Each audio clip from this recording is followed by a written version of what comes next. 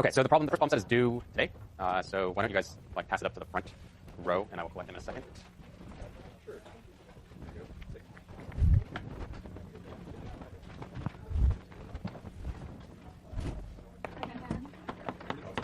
We're doing that right now. It's okay if it's not stable. Is it okay if it's not? I mean, we will, but then it'll probably be okay. Okay.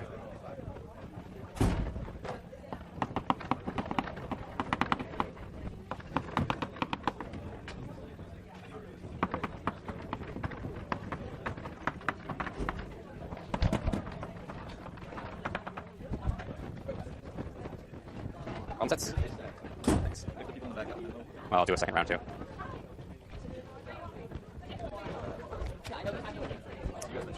Problem sets.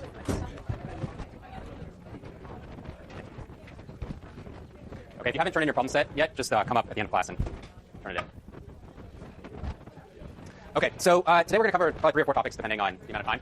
So when we left off, I just introduced the idea of a conditional expectation function. So I'm going to explain in more detail what that is. Then after that, we're going to talk about how you would go about actually estimating a conditional expectation function using data. I'll tell you how to do that in sort of a flexible manner, but there are limits to that approach. So from there, then we'll talk about linear regression, which is something that if you've had econometrics, you should certainly be familiar with. If you've had statistics, you might have seen it. If not, then this will be your introduction. But basically, you want to think of linear regression as being a way to estimate the conditional expectation function in a somewhat simplified manner. So basically, you're going to impose like a linearity restriction on the conditional expectation function and then estimate it under that restriction. And then finally, if we have time, we'll start talking about causality and when you might give something a causal interpretation and when you wouldn't. Okay. So when we stopped last time, I just begun to introduce this example. So conditional expectation function, it has 2 important parts here. The first is the conditionality part. The second is the expectation part. So I'm going to talk about expectations first, and then we'll talk about conditionality. So the expectation function, or the expected value of a variable, is what you want to think of as basically being the average value that you compute if you could observe that variable a very, very large number of times. Right? So if you have a sample of data that had, say, 100 observations in it, and you wanted to know the mean of a variable in that sample, then you would just calculate the sample mean, which is the sum of yi divided by 100 if there's 100 observations. Right? That mean, though, even though it is the sample mean, you could imagine that if you drew another sample of data from the same underlying population, that you might end up with a slightly different mean of y in that data. So the expected value of a variable is essentially what you want to think of that as being is the average value of that variable in a sample if that sample were arbitrarily large. So let's say very, very large. So let's suppose we had a data set that had 10,000 days on which we were observing daily hospitalizations, and so we define mu as the average number of daily hospitalizations. So for example, mu could be equal to 7.6. And then let's suppose we randomly draw day I from the data and observe yi, which is the number of hospitalizations on day I. So because you're just looking at the raw number of hospitalizations, you know that it has to be an integer value, right? You can't have like a quarter of a hospitalization or a half of a hospitalization. So it would be something like 6 or 10 or 5 or 20. And so we call y a random variable because it can realize different values on different days. So even though the average number of hospitalizations in the data is 7.6, you're not going to observe 7.6 hospitalizations every single day in the data. And in fact, you would never observe exactly 7.6 hospitalizations because hospitalizations have to take on integer values and you couldn't have that 0.6 in there. But now let's suppose that we repeated that experiment of drawing a day from the data set and looking at the number of hospitalizations. So suppose that we repeated the experiment thousands and thousands of times. So if we randomly drew a day from the data during each of these repetitions, then we would expect that on average, the value of the number of hospitalizations across all of those days would be equal to 7.6. So because of that, we call mu, which is the average number of hospitalizations in the very large data set here, we call that the expected value of y. And in terms of notation, we would write the expectation of yi is equal to mu, which in this particular case is equal to 7.6. Again, though, I want to stress, even though we call it an expected value, you would never expect to actually observe 7.6 hospitalizations on a single day because in this particular example, y only can take on integer values. So rather, the expectation of y is going to be the average value of y that you'd expect to observe over many, many draws. Okay, so basically expected values, you can just think of them as means, except they're means over very large data sets, very large, maybe theoretical data sets, which we often refer to as like the population. So that's the expectation part. And then the second thing we need to talk about here is the conditionality part. So if we condition our expectation of y on another variable x, then what we're saying is that our expectation of y might change as x changes. So to continue with the example that we originally talked about, which was thinking about the relationship between air pollution and daily hospitalizations, we could suppose that we have 10,000 days in our data set, and not only do we have information on the number of hospitalizations for each day, but we also have information on daily air pollution levels. So in that scenario, then let's define a variable that's called x, which is going to represent the air pollution level on day I. So if there's no relationship at all between x and I, if there is a relationship between x and I, then we might be able to come up with a better prediction of y if we condition our expectation of y on the observed value of x. So when we say that there is a relationship between x and y, essentially what we mean is that the covariance of x and y is not zero. So there is some sort of correlation between them. And so if that correlation exists, then we might be able to basically change our expectation of y depending on the value of x we observe. So we might basically be able to change our prediction about the number of hospitalizations on a given day depending on the pollution level. So in particular, you might expect that yi, the number of hospitalizations, would be somewhat higher on days where there's high air pollution and somewhat lower on days where there's low air pollution because based on sort of basic knowledge about the human body, you would think that air pollution is probably not going to be beneficial to you. So it could increase hospitalizations. So we write that, so the idea of changing our expectation about y depending on the air pollution level, we write that as basically the conditional expectation of yi given xi, which in notation is written this way. So this is read as the expectation of y given x is equal to some particular value. So this would be the expectation of the number of hospitalizations on a given day given that the air pollution level is equal to 1 part per million or 2 parts per million or 3 parts per million. And so when we write this, it indicates that the expectation of yi may change depending on the value that xi realizes. So that your expectation of the number of hospitalizations might change depending on the air pollution level. If that's not true, then basically that's a scenario in which the conditional expectation is going to be equal to the unconditional expectation. So pretty much, if the covariance of x and y is equal to 0, so these two variables are uncorrelated, then you can still write down the expectation of y given x. So you can still write down your expectation of hospitalizations given air pollution levels, but it would just be equal to the unconditional expectation, just the average number of hospitalizations in your data set, or the average number of hospitalizations overall in the population of days here. Because knowing, so in this case where the two variables are unrelated, basically knowing the air pollution level on a given day doesn't give you any inferences about like the possible level of hospitalizations. So your best guess for the number of hospitalizations is still just the overall average number of hospitalizations. Okay, so now I want to talk about how you would actually go about like estimating a conditional expectation function given some actual data. So what I have here are just some data that I generated. These aren't like real data. They're just generated for the purposes of this example. But the idea here is that we have air pollution levels on the x-axis, and then we have hospitalizations on the y-axis. And so one thing that you might do to try to understand the relationship between air pollution and hospitalizations is just to throw up a scatter plot here to see basically how these two variables seem to covary with each other. And you can see that the way that I drew it up, it seems like maybe there's a positive relationship here. So each point is going to represent one day. So each point gives you the number of hospitalizations on a given day on the y-axis, and then the air pollution level on the x-axis. And the way that I generated these data, there does seem to be a pretty clear, at least in my eye, relationship between pollution and hospitalizations, in the sense that you can see that like the highest number of hospitalizations in the data come on the highest air pollution days, so like in that sort of 4 to 6 range in terms of air pollution is where you see the two highest points in terms of number of hospitalizations. And then likewise, the lowest number of hospitalizations occur on pretty low air pollution days. So the very lowest one, the 0, is when air pollution is 2, which is like towards the bottom end of the air pollution levels we plotted here. So that's just the raw underlying data. But ideally, we'd like to summarize the relationship in a way that's a little bit less noisy. And in particular, like the way that I generated these data, like there aren't actually that many observations, and the variance of the hospitalizations, sort of broadly speaking, is actually not that bad relative, or not that high relative to the relationship between hospitalizations and air pollution. So this scatter plot is probably like cleaner than a lot of scatter plots using like real world data from studies and that have been published. It might appear if you were to generate them. So if anything, this kind of like understates the case for wanting to come up with a way to summarize the data, because this scatter plot is already relatively clean. But even so, you can see it's still like there's a lot of points there, and it might be hard to kind of come up with exactly an idea of how the average number of hospitalizations is changing with air pollution levels. So one way to summarize the relationship is essentially to calculate the conditional expectation function, which is calculating the average number of hospitalizations for each air pollution level in the scatter plot. So I'm going to kind of describe what I'm doing here, and then I'll show you the results. So remember, the air pollution levels range from 1 to 6. So if you wanted to actually calculate the conditional expectation function, so remember, you write it as the expectation of y, which is hospitalizations, given x is equal to a particular value. So you could start off when x is equal to 1, which is basically the very lowest air pollution level that we observe in the data. And so you could calculate the average number of hospitalizations, so the expectation of the number of hospitalizations on days in which the air pollution level is near 1.0. So that's something you just look in the data, basically pull out the observations where air pollution levels are very low, near 1.0, and then calculate the average number of hospitalizations for those days.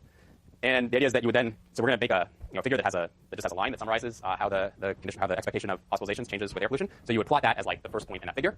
Then you would next calculate the average number of hospitalizations when on days when air pollution levels are a little bit higher. So we would like increment this. Say, okay, now let's plot the days where air pollution levels are near 1.1, so just a little bit higher. Calculate the average hospitalizations on those days. Then we could go through, calculate the average number of hospitalizations on days when air pollution levels are near 1.2, and so on and so forth, right? So we would end up doing this, I guess the way that I'm incrementing this in like tenths of a unit, I think we'd end up doing this something like 50 times or so, because the air pollution levels range from all the way from like 1 to about 6. So this would you'd end up having to do this calculation many, many times, but each time you could save the result and put that as another point in your figure that you're producing. And what you'd end up with is something that looks like what I just drew up there in the red line. So the red line is literally like implementing this procedure that I just described, where you're just going through the data and looking at points that have air pollution levels, they're very low, and then slightly higher, so forth. And at each of those points, you're just drawing the observations that lie in that range. So in this very first point, there's only like a couple of observations that are close to that range. There's that very first one up there, and then maybe there's a second one that's somewhat higher. And you're calculating the average level of air pollution the average level of hospitalizations for points that lie in each of those ranges. So what the red line is then showing you is how the mean of y changes as pollution levels change, as x changes, and it therefore represents the conditional expectation, the conditional expectation e of y given x. Another way of just reversing that, saying, for a given value of x, for a given value of air pollution, it's going to tell you the expected number of hospitalizations, the expectation of y. So this is a useful description of the data because it tells you how y changes with x. And so in particular, unlike the covariance that we discussed earlier, the conditional expectation actually tells you how much you should expect y to change when x changes by 1 unit. So you can think of it as giving you a relationship where you can actually interpret like what the marginal impact of changing x by 1 unit is on y. And you can see that given the example that I put up there, potentially the amount of the change could vary over the range of x because the conditional expectation function could be nonlinear. So in particular, if we just put this back up, you can see that if we want to like literally interpret the red line there as being the true conditional expectation function, which is something that I would caution against doing, and I'll talk about that in a second. But if we want to think that that is actually telling us the truth, then you can see that like in this very, very low range, you would actually think that the marginal impact of air pollution on hospitalizations is negative, right? Because the slope starts out being slightly negative right down there. Then it turns positive and is more or less pretty constant all the way until you reach like air pollution levels near 5, and then you can see there's like that dramatic uptick at the very end, which is really driven by that one last data point. But then the slope at that point becomes very, very steep. So this is a case where the conditional expectation function that we plotted at least looks pretty nonlinear. Although I suspect that I have to go back and look at my data code, but I suspect the actual data that I generated, the actual like data generating process I used probably is linear. Probably was using a linear function. Okay, so when we're talking about the conditional expectation function, you'll sometimes hear me just refer to it as the CEF for convenience. It is a useful quantity, and it's definitely something you should understand. But the method that I just showed you for estimating it is not the typical method that we actually use. I think in some ways the method I showed is like easier to understand. Certainly, I think it gives a better sense of what the conditional expectation function is. But there are some drawbacks. So what we often use for estimating the CEF is linear regression instead. And so in some cases, linear regression will in fact like give you an exact estimate of the CEF up to sampling error. But in other cases, it's really just an approximation of the CEF.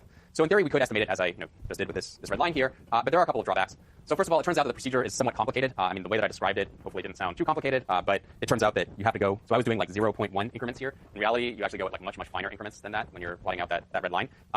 It's also the case that I kind of just described it as like taking a mean using observations that are like in a neighborhood around or that have air pollutions that are say very close to 1.2 or very close to 1.3. In actuality, like you take this weighted mean with these weights that decrease depending on the distance between the observations and the level or the air pollution level at which you're trying to estimate it. So the end result is that it turns out to be somewhat complicated. It is somewhat computationally intensive. I mean, it's not a huge deal these days unless you have a really big data set. A bigger problem is that actually, so right now I'm just talking about the conditional expectation of y given a single variable, but you could also think about having a conditional expectation of y given multiple variables. So we could think that hospitalizations potentially go vary not just with air pollution levels, maybe, but also with like weather or heat or something like that. Potentially also with I don't know, like activities, whether it's a work day or whether it's a weekend day, stuff like that. Once you start putting in more variables that you want to condition on, it becomes basically infeasible to use the method that I described earlier, which is something that's called kernel regression. It also is the case that method gets very unstable for values of x in which there are very few observations. So in particular, in that example that I showed, the conditional expectation function appeared to jump very sharply from 5 to 6 when x changes from 5 to 6, but that's really driven by a single data point. So you can see that what's happening here is there's only one day that has a pollution level anywhere near 6. And so when you get up to 6, the CEF says, okay, well, I'm going to take the average number of hospitalizations for all data points that have air pollution levels near 6. There's only a single day that has that, so the CEF just has to be equal to the number of hospitalizations that we observed on a day. But there's going to be a lot of variation. Right? You can see that at lower levels where the data is denser, the variation in hospitalizations, even when we hold air pollution constant, so say if we're just looking at days that have an air pollution level that's very close to 3, there's some days where it reaches populations reach 10, and there's other days where there's only 1. So there's a huge amount of variation, and it's very likely that if we observed additional days up here in this range, those days would tend to be sort of distributed more along this range, and that would bring our estimate of the CEF down. So basically, the method I described does not work very well when you're in areas of the data that are pretty sparse, like where there aren't a lot of observations. So given those drawbacks, an alternative way that economists and other social scientists use to estimate this conditional expectation function is basically to assume that the CEF is a linear function of x. So if you impose this linearity assumption, it makes things a lot easier when you're actually doing the estimation. So we want to write down what the linearity assumption actually is. It would just look like the expectation of y given x is equal to alpha plus beta x for some values of alpha and beta. So we don't know. So we're assuming this specific functional form, but we'll go to the data to actually estimate the parameters alpha and beta. So intuitively, what linear regression does is it basically just generates the straight line that is the best fit to the data out of all of the possible straight lines. So that red line is the result of actually running a linear regression using these data, and then I just plotted the resulting line that comes out of that linear regression. So given you can sort of see from this. You can basically see from the line that's plotted up here what the approximate values of alpha and beta would be, right? So alpha is going to be the intercept, so it's going to be the point at which the red line crosses the y-axis, although not quite in this graph because I think Stata didn't, because of the support of the air pollution, basically we don't have like zero air pollution level days. I don't think they'd actually bothered to go all the way down to 0. But you can see that if we sort of stretch back to the point at which there would be 0 air pollution, the intercept is probably around 3 or something like that, right? So alpha would be approximately equal to 3, and then beta here is the slope. So the slope of that line. I don't know, I guess it's going from, so we're going from about 4 at 1 to around 10 at 6, so it looks to me like the slope is approximately 1. I mean, it's not 45 degrees just because the x-axis is in different units than the y-axis. So when I say that it's that the linear regression generating the straight line is the best fit for the data, what I mean is that it minimizes the sum of squared deviations between predicted hospitalizations and actual hospitalizations. So let me draw up a scatter plot to try to show you a little bit more concretely what I mean here. So I'm just going to simplify things a little bit, not do so many data points. Okay, so let's suppose that our data look like this. So y, you have x, and so what the linear regression does is it wants to generate the straight line that best fits the data, right? So you can kind of